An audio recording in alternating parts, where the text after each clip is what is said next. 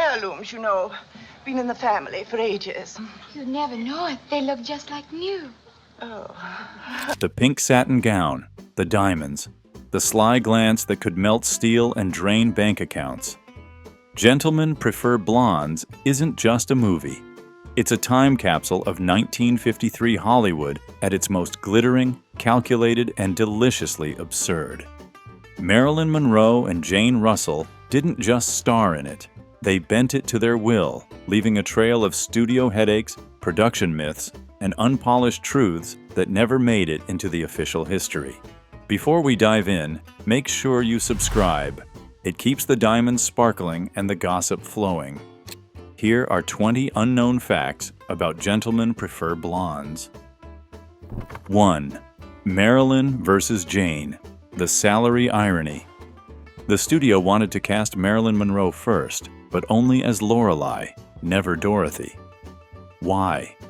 They saw her as the perfect blonde bombshell, but too fragile for Dorothy's sharp wit. Jane Russell got the role instead, and was paid more than Monroe, despite Monroe's bigger billing. Russell even joked she was carrying Marilyn's salary in her purse. The irony?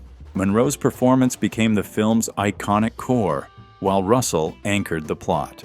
Watching it now, you realize one was being groomed for iconography, the other for stability. And Hollywood in 1953 was still deciding which was worth more. 2. The pink dress that wasn't supposed to be pink. That shimmering pink gown from Diamonds, Are a Girl's Best Friend, wasn't meant to be pink at all. The original design called for gold, a bold, glittering reflection of Lorelei's gold-digging persona.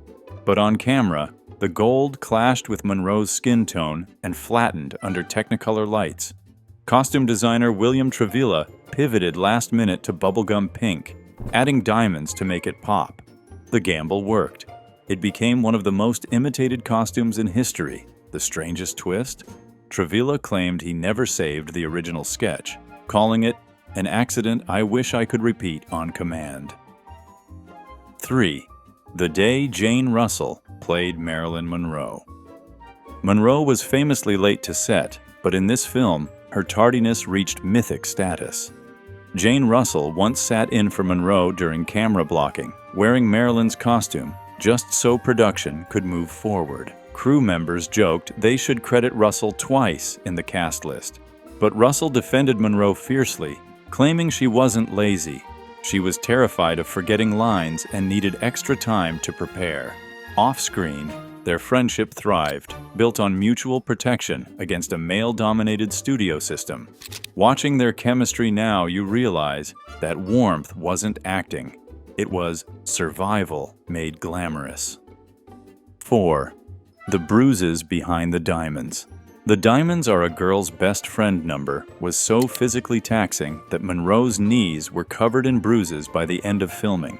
Between kneeling, sliding, and precise choreography on a slippery stage, she reportedly asked for ice packs between takes. Director Howard Hawks initially wanted more acrobatics, but Monroe pushed back, arguing that Lorelei wouldn't risk her poise. The compromise? Minimal big movements, maximum sensuality. Ironically, that restraint turned the number into a masterclass in stillness and camera seduction. Proof that sometimes less movement makes for more magnetic cinema. 5. The poolside blooper that stayed in. Jane Russell's solo number, Ain't There Anyone Here for Love, features her surrounded by muscle-bound men doing calisthenics. And one unscripted blooper they kept in. Mid-shot, one of the men accidentally falls into the pool behind her. Russell doesn't flinch, keeps singing, and even tosses a cheeky glance at the camera. Hawks loved it so much he refused to reshoot. Audiences assumed it was planned, but it was pure accident. The real kicker? That little accident gave Russell's character an unshakable cool. She could be surrounded by chaos and still keep perfect rhythm. 6. Monroe's earpiece, secret. By 1953, Monroe's anxiety about forgetting lines had grown so intense that director Howard Hawks approved a discreet solution: a tiny, hidden earpiece. Assistant directors fed her lines mid-scene when she froze. The device was bulky by modern standards and occasionally picked up stray radio chatter, causing Monroe to pause mid-performance and laugh at completely unrelated phrases. Jane Russell covered for her whenever possible, smoothing transitions so the audience would never notice. It's a reminder that Monroe's most confident moments on screen were sometimes patched together behind the scenes, a carefully engineered illusion of effortless charm. 7. The real-life diamond loan.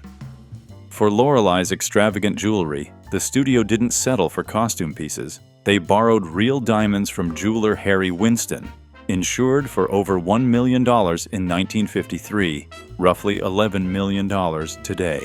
A security team shadowed Monroe on set, even between takes, in case she wandered off with the gems.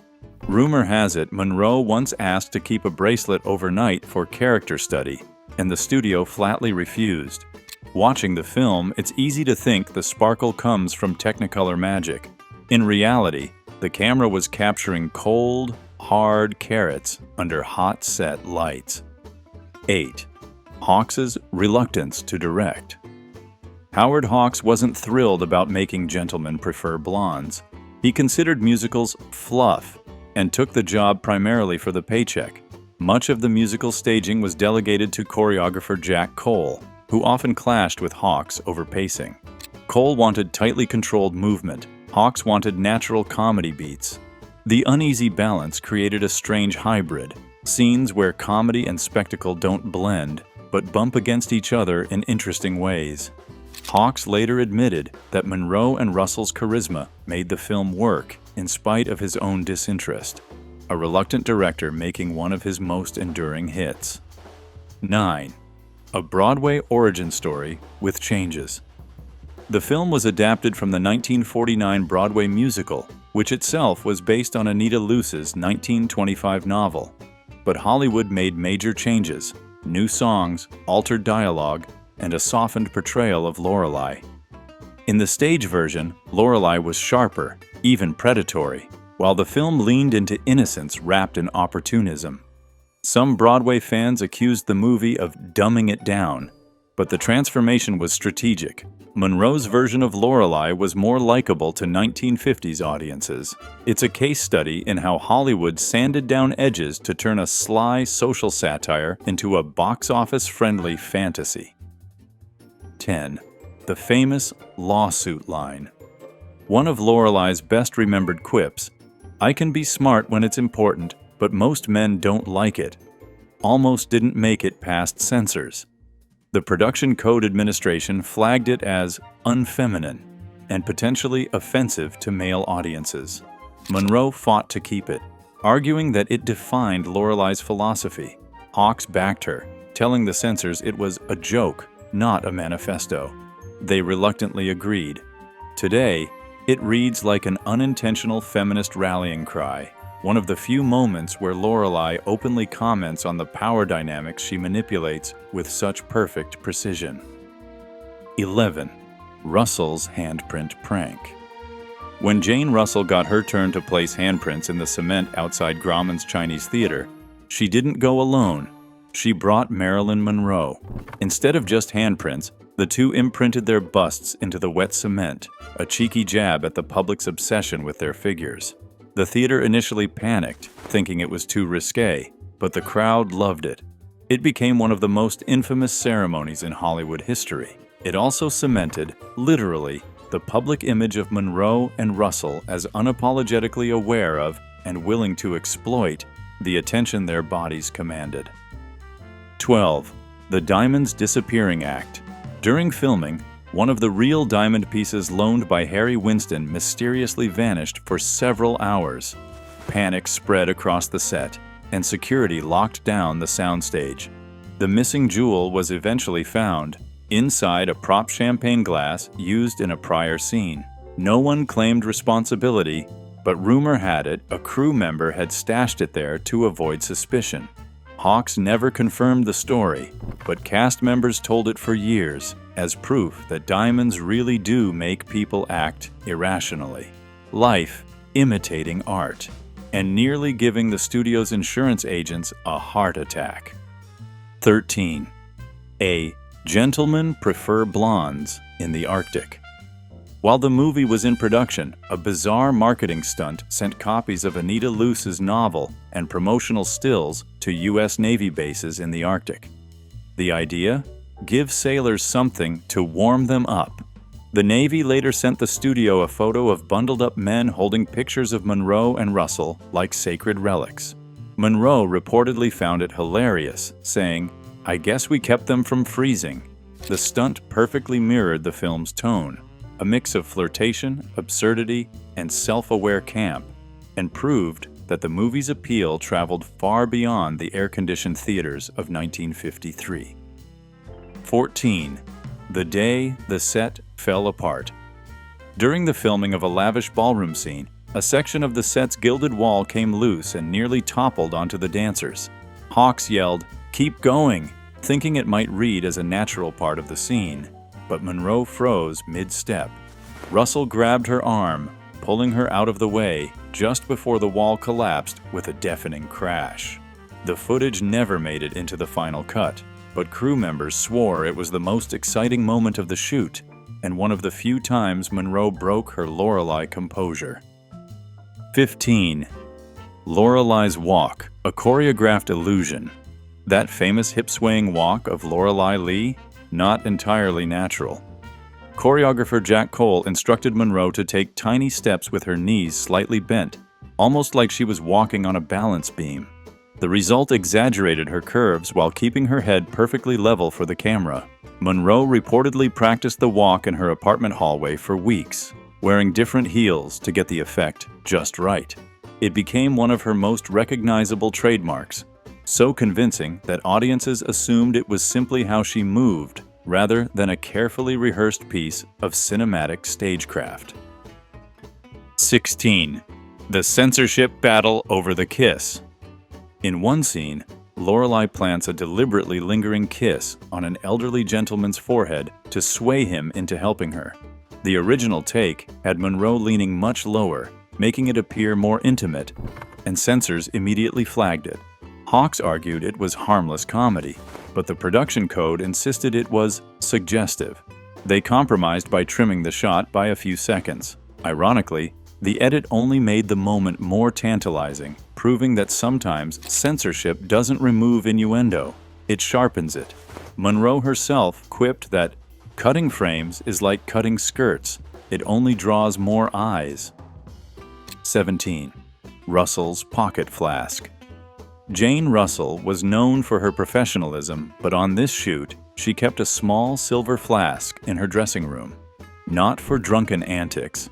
For Medicinal Brandy, she claimed helped her voice during singing rehearsals. Crew members teased her by leaving refill notes in her script pages. Russell took the jokes in stride, even bringing the flask on set one day during a break in filming. Hawks caught her, shook his head, and muttered, "Well, at least one of you will remember your lines." It became an inside joke that lasted the entire shoot. 18.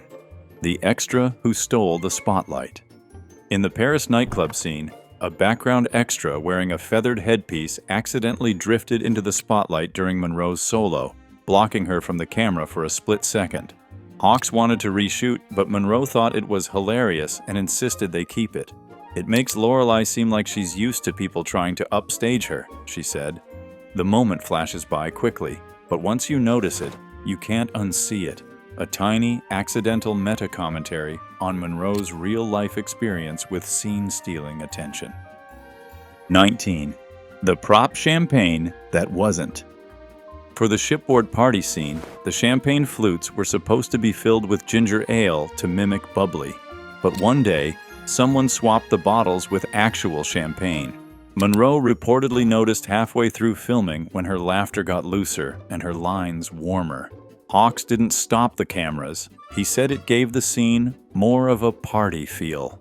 The result is one of the most genuinely joyous sequences in the film, with Monroe's sparkle coming not just from diamonds, but from a little illicit fizz in the glass. 20. The final scene was improv.